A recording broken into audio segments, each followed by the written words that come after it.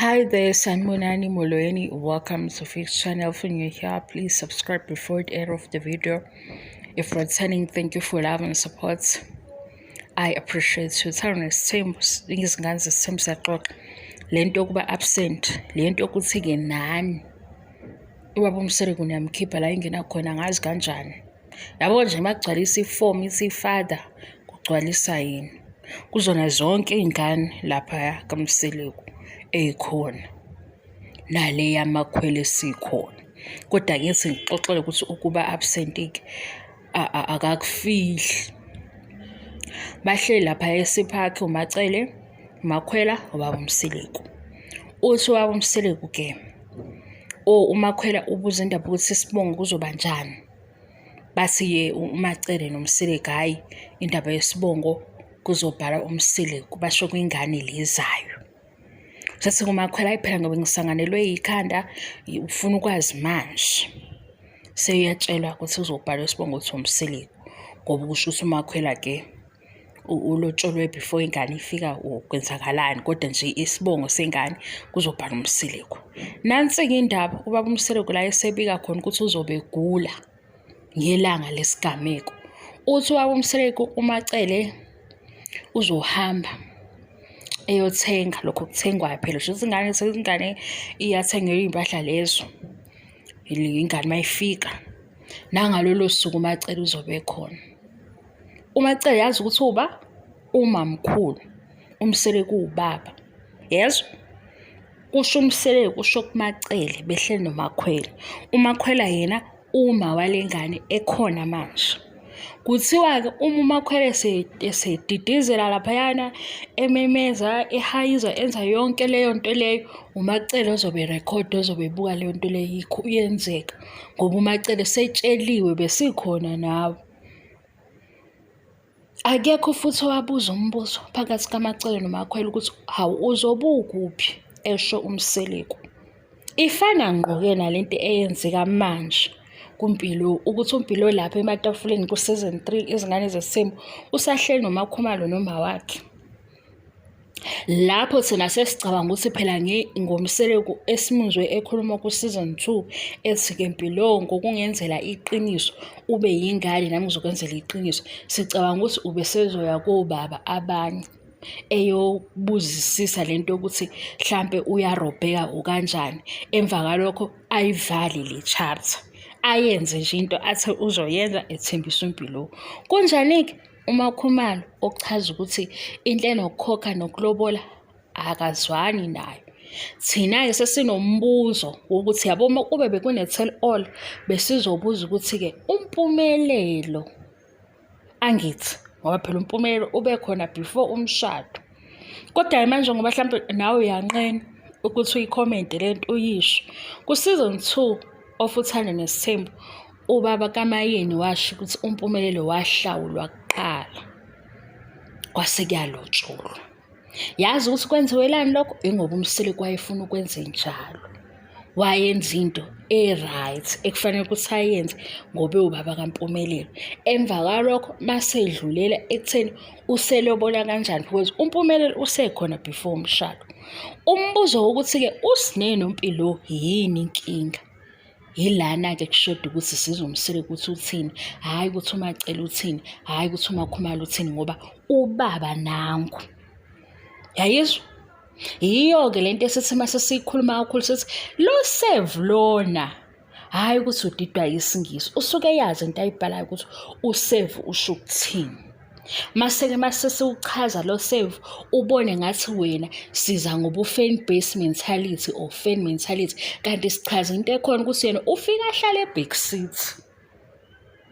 Mase thi nawo amasosha nawo amaseva ami beseve-ke njengoba ebhala nje kuma-post, i-post ne-post save hayibo. Kanti akubanjiswene yini ngoba phela ukubambana yilana ukuthi sizombona ukuthi naye akashodi kulezi ndawo. Asiqale-ke ngalesiyibonile ku-season 8 utshele uMacele wathi kuMacele nizobe nilaphayana futhi wenze sure mamkhulu ukuthi isibongo siyabhalwa. Usuzofika-ke la uthi vele umamkhulu uthatha iposition yakhe oshukacimo kanjani. Ngithi kodwa ngikuzwela kude mina ngoba ubaba wengane uba. Masingabuza lapho kwabanye bayasho ukuthi ngalolu suku ngangikhona, ngabona unkosikazi wami kwenzeka u-1, 2, no-3, no-4, ngathandaza, mhlampe ngaphuma ngayobonga amadlozi ngoba nakhu sekwenzeka. Kodwa lena nizothini ngoba niyathanda ukujustify izinto ezi-wrong, nizothi indoda yomZulu. Hhayi, mina ngumZulu, ngikuxoxela. Kodwa into engingayizwa angiyizwa uma ingazwakali. Nizosho njalo phela, nithi ubengeke aze, hawu! Kanti ingane izibe khona kwenze kanjani? Ngoba babili abanikazi bendaba before ifike kwabanye. Kodwa sezwile ukuthi akakufihli ukuba absent. Akakufihli. Manje mase thina sesiyalalelisa nivele nina nenza ngase sinomona, sibe nomona ngento esingayazi. Ngoba naki isiphakhi kwakuhlelwe lapha esiphakhi. uMacele, uMseleku, uMakhwela. Washo wathi uzoba absent. Usho kanjani? uMacele ozothenga iy'ngubo zengane. uMacele futhi enze sure ukuthi kubhalwa siphi isibongo ngoba shuthi yena uzobe engekho. Laphayana-ke ey'bhedlela.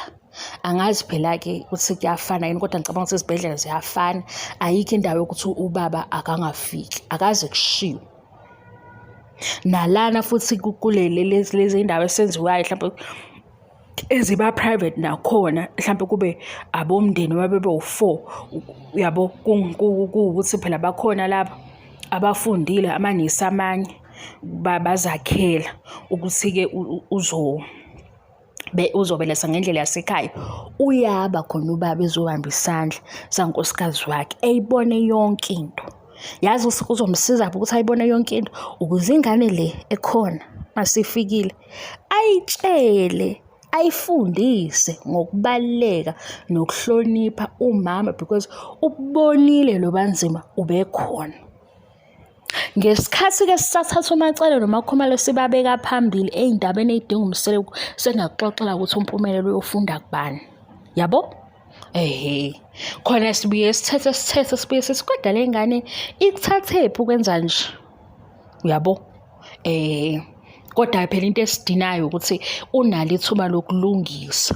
Kodwa manje inkinga makubheda phezulu, kungalungile phezulu, angeke kulunge ezansi. Yabo esikoleni uma uthisha omkhuleni corruption, ngeke nothisha beqonde. Ilana-ke thina silobe sithi uMpumelelo khona asiyifuni into ayenzayo kodwa siyibuza ukuthi uyifundaphi. Ngoba noMpumelelo uzofica ezakhe iy'ndaba kuthiwe otirelo ngoba seba amakhosikazi abahambe beyokhuluma. Why bakhulume izinto zakhe khona? Ngoba uye kufanele ekhulume, uye futhi kufanele eqede izinto zakhe aziqalile. Why amacala ehlela kumakhosikazi? Kodwa-ke phela asazi guys, angise kuthiwa kuya-understandwa yikho ukuba traditional wife.